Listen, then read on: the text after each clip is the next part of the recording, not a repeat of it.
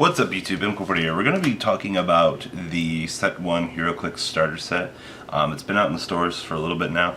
I wanted to give you guys my personal review over the starter set produced by WizKids. I want to talk about how I feel some of the pieces in here are really good for what they are. So the starter set is designed to help players build starting teams. You have things like Tatsumi Giant for, Kaiba feel, the legendary Dark Magician, Blue Eyes White Dragon, Feral Imp, the Des Feral Imp, and then awesome Breaker the Magical Warrior. Now we're going to talk about their abilities, the things they can do, and the other really cool things. So we're going to start off with our friends, the Feral Imps. Now the Feral Imps are actually pretty interesting. They have probably one of the more interesting skills in the game, and it's the blades, claws, and fangs. Basically, when they attack, you get to re-roll a dice, and you get to change their value of their damage after it hits. Now this is actually a relatively interesting ability. Say you get unlucky and you have my luck and you roll a 1. So their new attack value becomes 1, which is kind of bad in my personal opinion, but there's nothing to really complain about. Basically, also after the successful attack hits, you could be really lucky, like a majority of my friends, and roll 6 and change their attack value to 6. Now for both of these characters being cost 50, the ability for them to be able to hit for 6, it's a hit and miss, hence the ability to have to re-roll the dice, because with great risk comes great reward. It's one of those things that you could be stuck just dealing 1 damage for a turn. You could also have the ability to do 6 damage per turn, and it could ultra neutralize. You could get a 3 for all we know. So it's really cool to see these guys being what they are, and their ability to just hit for massive damage is really good. Breaker does have the same ability, but we'll get to Breaker shortly. Also, these two guys get the ability to climb over terrain. So for what they are, cost 50, they both seem really good. It's also, they both take 5 clicks to kill. So basically, you stab 5 damage on them, rotate them away, and they're gone. So the Feral Imps are probably one of the more interesting starting points, like I said, for high risk, high reward kind of thing. So the Feral Imps. Next up, we're going to talk about my friend Breaker the Magical Warrior. So Breaker comes with some nifty things. He also has the blades, claws, and fangs, which is pretty standard for a lot of the characters. He also has the really cool ability to exploit weakness. Now, exploit weakness is actually one of the, I want to say, more interesting things. It gives the character the ability to take care of anything that prevents damage in close combat. Now, this is good because when we were testing around, there were some abilities that would reduce damage, and it was really annoying to have to attack, and your opponent's like, well, I'm going to reduce the damage by 1 or 2. Abilities like that can get really annoying. They are very good though, but I really enjoy when my Breaker just gets a free hit off, and he's able to do what he needs to do. So Breaker, he can change his damage into 6 after a successful attack if you get the dice roll on that high chance again, once again on that beautiful 6. Or he could be very unfortunate and be hitting 1 after that successful attack change. And his exploit weakness is very good. Breaker also takes 6 clicks to kill. He is a cost 100 character. Good for helping you build your teams of 300, which this starter set excellently helps do. to set up new players. So Breaker and Exploit Weakness, very, very, very good. Next up is Tatsumi Giant. Tatsumi Giant we found when we were testing. He gets really annoying because he gets Regenerator near the end of his life, which allows him to just start regenerating. Basically, I don't know. Like, thinking about it, he is probably one of the crazier characters. He is, you know, a 100 cost, much like Breaker, but we found that his regeneration is good. So basically, regeneration is the character gets to roll a d6 and subtract 2 from the result, minimum result 0. And this character gets to heal damage equal to the result. So once again, that 6 becomes very important because you can heal down 4 clicks. Now, I mean, this is more of an extreme situation, but I mean, it will happen to you.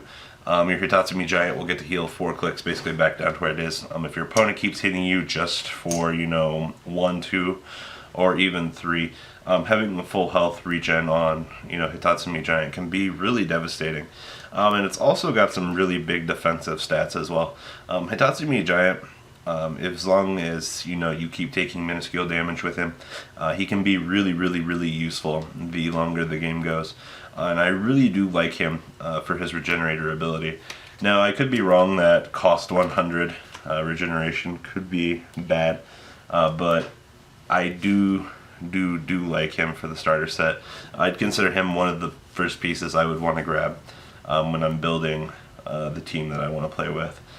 Just because hit or miss, that regeneration ability is something that should not be overlooked.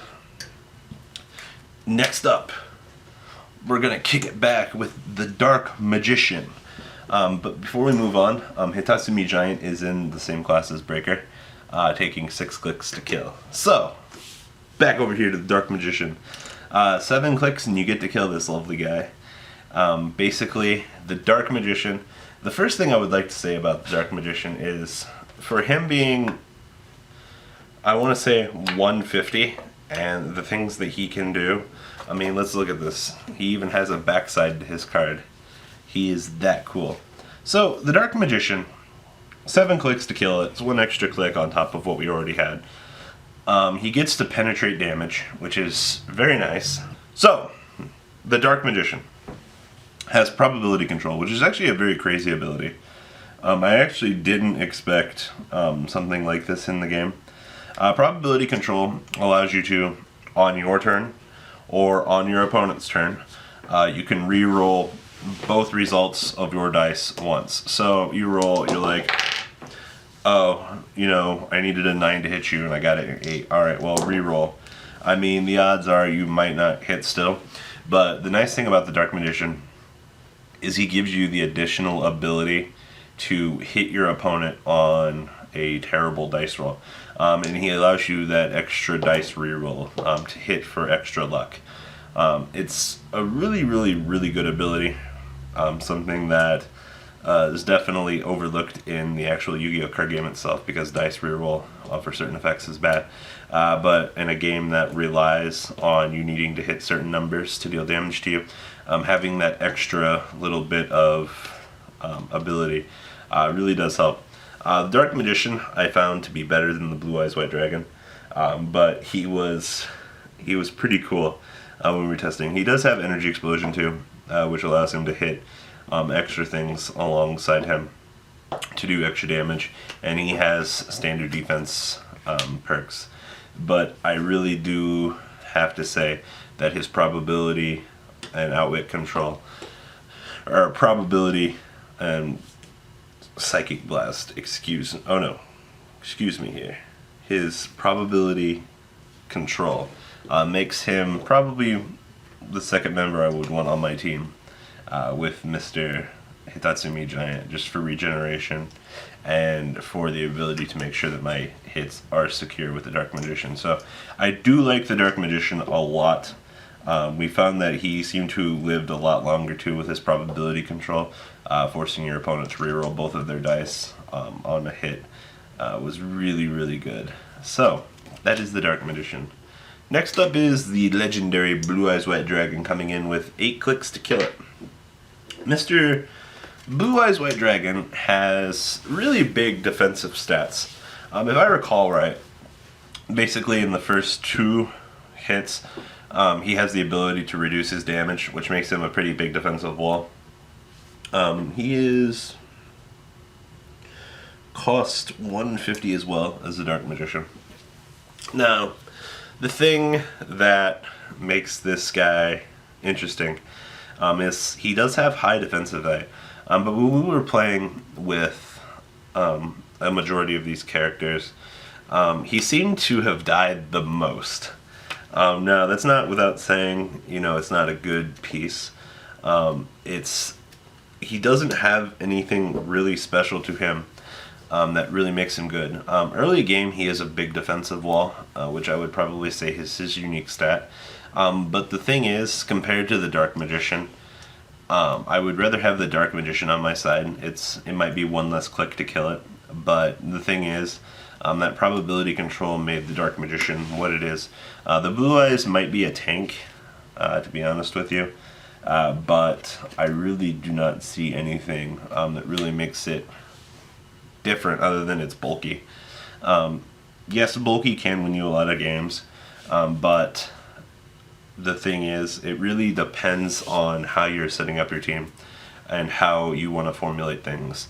Blue Eyes can hit hard, yes, but I still prefer to have the Dark Magician just because of its superior stats. So, the Dark Magician versus Blue Eyes Claws, they both turned out really extremely well in design. I do like Heroclix a lot. Been getting into this for a little bit now, and I will say that it is relatively an interesting game. So guys, please, if you are interested in getting the Heroclix, please do go out to your local hobby store that has Heroclix or anything like that. See if they have it. Consider picking it up. It's a good fun time with your friends. And a lot of the locals in your area probably support it and you don't even know. So guys, please do check out the Heroclix starter set. Check out your locals, check online, see if it's there as well. And guys, leave a comment down below. Tell me what you guys think about the starter set. These are my personal opinions on stuff. Still getting into the game, still relatively new, so anything that you guys have to say, I would like to hear.